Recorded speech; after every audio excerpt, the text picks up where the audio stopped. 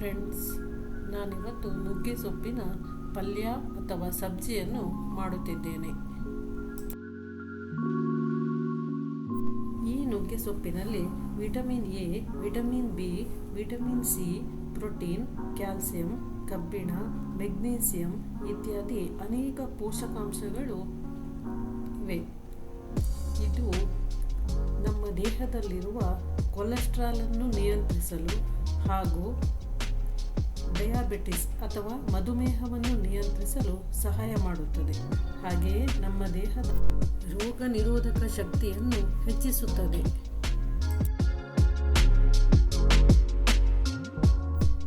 ಹೀಗಾಗಿ ಇದನ್ನು ವಾರಕ್ಕೊಮ್ಮೆಯಾದರೂ ಬಳಸುವುದು ಒಳ್ಳೆಯದು.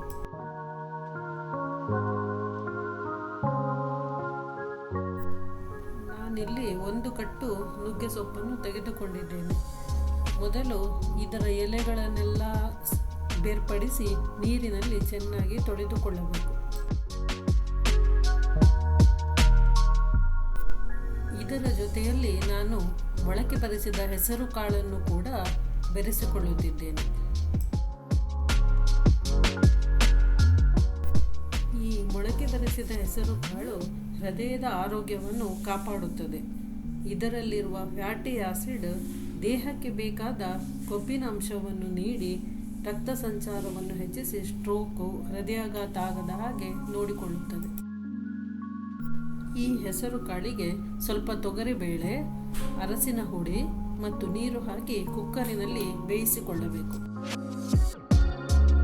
ಒಂದು ಬಾಣಲೆಯನ್ನು ತೆಗೆದುಕೊಂಡು ಅದಕ್ಕೆ ಸ್ವಲ್ಪ ಎಣ್ಣೆಯನ್ನು ಹಾಕಿ ಸಾಸಿವೆ, ಜೀರಿಗೆ, ಉದ್ದಿನಬೇಳೆ, ಇಂಗು ಹಾಗೂ ಬೆಳ್ಳುಳ್ಳಿಯನ್ನು ಹಾಕುತ್ತಿದ್ದೇನೆ.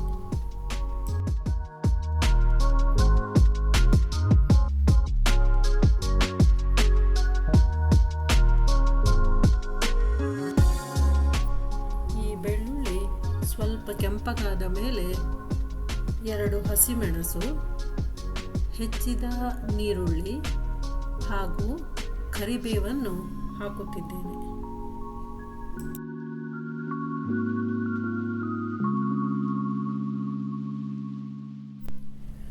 ಈಗ ನೀರಿನಲ್ಲಿ ಚೆನ್ನಾಗಿ ತೊಳೆದ ನುಗ್ಗೆ ಸೊಪ್ಪನ್ನು ಹಾಕುತ್ತಿದ್ದೇನೆ.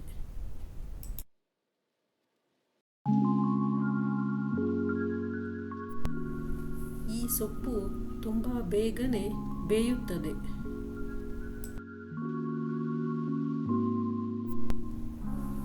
ಇದಕ್ಕೆ ಅರ್ಧ ಚಮಚ ಜೀರಾ ಪೌಡರ್, ಸ್ವಲ್ಪ ಮೆಣಸಿನ ಹುಡಿ ಹಾಗೂ ಅರ್ಧ ಚಮಚ ಧನಿಯಾ ಪೌಡರನ್ನು ಹಾಕಿಕೊಳ್ಳುತ್ತಿದ್ದೇನೆ.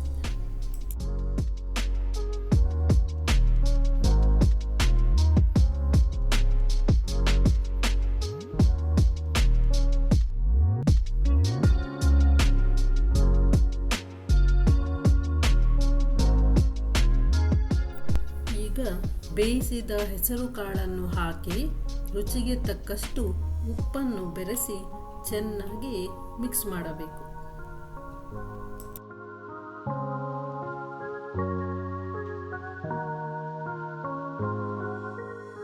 ಈ ರುಚಿಯಾದ ಹಾಗೂ ಆರೋಗ್ಯಕರವಾದ ನುಗ್ಗೆ ಸೊಪ್ಪಿನ ಪಲ್ಯವನ್ನು ಬಿಸಿ ಬಿಸಿ ಅನ್ನದೊಂದಿಗೆ ತಿನ್ನಲು ತುಂಬ ಚೆನ್ನಾಗಿರುತ್ತದೆ.